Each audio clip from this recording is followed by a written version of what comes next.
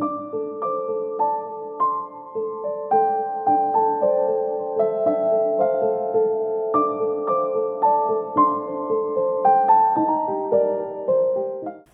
meus nobres e queridos amigos inscritos e membros do canal Spook Houses, Casas Assombradas. Hoje nós vamos começar mais um podcast. Hoje nós vamos trazer Gerd Theissen dentro do critério das religiões dos primeiros cristãos, uma teoria do cristianismo primitivo. A obra de Gerd Theissen é uma apresentação e uma análise da fé cristã primitiva sobre a ótica das ciências das religiões.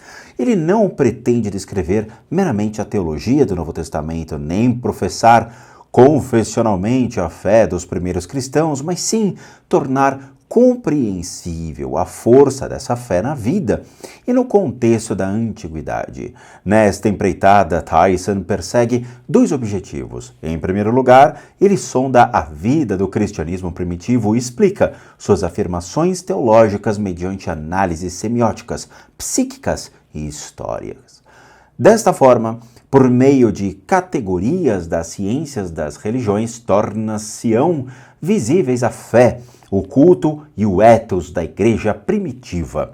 Em segundo lugar, ele mostra como o cristianismo primitivo evoluiu a partir do judaísmo e criou um universo simbólico religioso autônomo, que possuía um extraordinário dinamismo para a construção de comunidades e que modificou toda a história do mundo conhecido de então. Bom, Gerd Theissen é doutor em teologia e professor de Novo Testamento na Universidade de Heidelberg, na Alemanha. É com ele que hoje nós iniciaremos e nos deliciaremos com essa incrível obra que mudou a minha vida e eu tenho certeza que mudará a vida de vocês. Então sentem-se e acomodem-se, porque vamos iniciar uma nova jornada. Jesus renovou a religião judaica ao anunciar a irrupção iminente do reinado de Deus. Ele recolocou de forma inusitada no centro da linguagem religiosa de sinais judaicas as convicções fundamentais a respeito de um só e único Deus. Os primeiros cristãos, porém, colocaram o próprio Jesus no centro de seu universo religioso de sinais. Em seus hinos e orações, entronizaram-no à direita de Deus e, com isso, lançaram as bases para a separação entre o cristianismo e o judaísmo. O caminho do teocentrismo de Jesus para o cristocentrismo dos cristãos, do judeu carismático Jesus à sua divinização, da historicização do mito por Jesus, à mitologização de sua história e, tornou-se tema central de uma teoria da religião cristã primitiva. Há consenso em que os cristãos afirmaram muito mais a respeito de Jesus do que Jesus dissera sobre si mesmo. Existe maior consenso ainda em que a motivação para essa transcendentalização de todas as declarações do Jesus histórico originou-se das aparições pascais. Elas são bem testemunhadas como experiências visionárias. Quanto ao seu conteúdo empírico, subjetivamente autêntico, não devia haver dúvida, independentemente de como se interpretava essa experiência. Pode-se, obviamente, perguntar: não nos deparamos aqui com um limite de toda análise sobre a perspectiva das ciências das religiões? Pode-se falar do acontecimento pascal de tal forma que seja argumentativamente imaginável para os de dentro e para os de fora? Pelo menos o processo semiótico que está ligado a esse acontecimento e que nos é compreensível e claramente perceptível. Jesus é posto no centro, ou no ápice, do sistema religioso de sinais, pelo que regras fundamentais desse sistema de sinais parecem perder a validade. A distância entre Deus e o ser humano e a exclusividade de Deus que ninguém tem próximo de si. E nenhum Deus toleraria perto de si. Em Jesus, essa lógica aparece invertida, visto que ele, para os primeiros cristãos, encontra-se indiscutivelmente junto de Deus, ele próprio deve ser Deus. Mas como se chegou a essa elevação de Jesus? As aparições sozinhas dificilmente podem explicar. Não dispomos de nenhuma analogia histórica para o fato de alguém, por meio de aparições, tornar-se Messias, ou Filho do Homem, ou Filho de Deus. Antes, as aparições devem ter sido vívidas ou vividas à luz de determinadas convicções, a fim de poder produzir a certeza de que Jesus possuía uma condição divina e constituía o centro do universo religioso de sinais. Tal processo de transformação de um sistema religioso de sinais pode ser esclarecido por duas vertentes, sem que seja possível separá-las a partir das experiências que abalam o sistema vigente e a partir do sistema vigente que elabora tais experiências. No que diz respeito às experiências, a transformação do mundo judaico de sinais é provocada por uma experiência de dissonância. É a dissonância entre o carisma de Jesus e sua crucificação. Seu carisma despertara a expectativa de que ele desempenharia um papel decisivo no acontecimento escatológico entre Deus e as pessoas.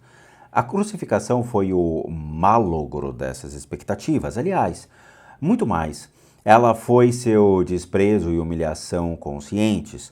O titulus crucis, exibido pelo supliciado como rei dos judeus, continha a lição de que, com o crucificado, todas as esperanças de um libertador de Israel deveriam ser crucificadas com ele. A fim de superar essa experiência de dissonância, o crucificado teria de atingir uma categoria e um valor ainda mais elevados do que aqueles que lhes foram atribuídos originalmente. Mediante a superação de morte, ele se mostrou definitivamente mais poderoso do que seus juízes e algozes. Por conseguinte, as aparições pascais possibilitaram interminável valorização da pessoa de Jesus, mediante a qual a extrema dissonância entre o seu carisma e a cruz podia ser superada. Contudo, sozinhas, tais experiências não conseguem explicar a elevação da pessoa de Jesus à categoria divina. Acrescente-se a isso a latente prontidão do sistema religioso de sinais para adaptar tais experiências de dissonância do sistema religioso num sentido determinado. Nossa tese é: a exaltação de Jesus ao status divino só podia, portanto, provocar uma redução cognitiva da dissonância, porque ela correspondia a uma dinâmica contida no monoteísmo judaico. Veja, no século VI a.C., a fé no um só e único Deus foi forjada pela superação de uma experiência análoga. A elevação de Yahvé à condição de um só e único Deus foi igualmente a superação de uma crise como a elevação de Jesus à categoria singular divina. Em ambos os casos, entra em ação a mesma dinâmica monoteísta, de forma que a divinização de Jesus não estivesse em contradição com o axioma fundamental do mundo de sinais judaico, mas fosse sua consequente construção e planificação. De fato, não foram os pagãos, mas os judeus que entronizaram Jesus à direita de Deus e não o fizeram a fim de abandonar conscientemente o monoteísmo judaico, mas sim para elevá-lo à plenitude. Em que, pois, consistia essa dinâmica monoteísta vista no século VI a.C.? No tempo de pré-exílio já havia surgido em Israel a exigência de venerar a Yahvé somente. Era indiferentemente se esse movimento monolátrico constituía o anseio de uma minoria radical ou poderia fundar-se num amplo consenso entre o povo. O decisivo era: a monolatria não questionava a existência de outros deuses. A monolatria admitia que outros povos venerassem outros deuses, mas justamente por isso insistia na exigência de que Israel adorasse apenas Yahvé. Só as experiências de crises do século VI fizeram passar de tal monolatria a um consequente monoteísmo que negava a existência de outros deuses. Perante a destruição de Jerusalém, a deportação da classe superior e ao longo exílio, restava apenas a possibilidade de reconhecer a supremacia dos povos vitoriosos e de seus deuses ou manter-se firme na fé de Yahvé. à medida que se equilibrava a catástrofe sobre a terra, mediante uma vitória no céu, os outros deuses foram considerados como não existentes. Não foram eles que venceram Israel em combate, mas sim o um só e único Deus que se havia utilizado das outras nações a fim de punir Israel e que, após completado o castigo, reduziria Israel para um novo futuro. Ele domina também os vencedores quanto mais contempla, parece a derrota de Yahvé e de seu povo sobre a terra, tanto mais grandiosa devia ser a vitória metafísica de Yahvé sobre todos os outros deuses no céu, e com isso também no universo religioso de Sinais. A dinâmica monoteísta tem, portanto, três aspectos estritamente interligados. Em primeiro lugar, ela é a superação cognitiva da dissonância em uma catástrofe. Ela vence a discrepância entre as expectativas salvíficas de Yahvé e as experiências de desastre na história. Em segundo lugar, é a confirmação e intensificação de um consenso de uma tendência monolátrica já pré-existente, que é elevada ao monoteísmo. Em terceiro lugar, é suplantação da concorrência, tendo em vista os outros deuses e os povos que veneram. Diante do um só e único Deus, todos eles se tornaram um ridículo nada. A dinâmica monoteísta repete-se na dinâmica cristológica do mundo primitivo cristão de Sinais. A experiência de crise aqui é a crucificação como desmentido das expectativas ligadas a Jesus. As aparições pascais permitiram transformar essa derrota numa vitória do exaltado sobre os juízes e sobre o mundo.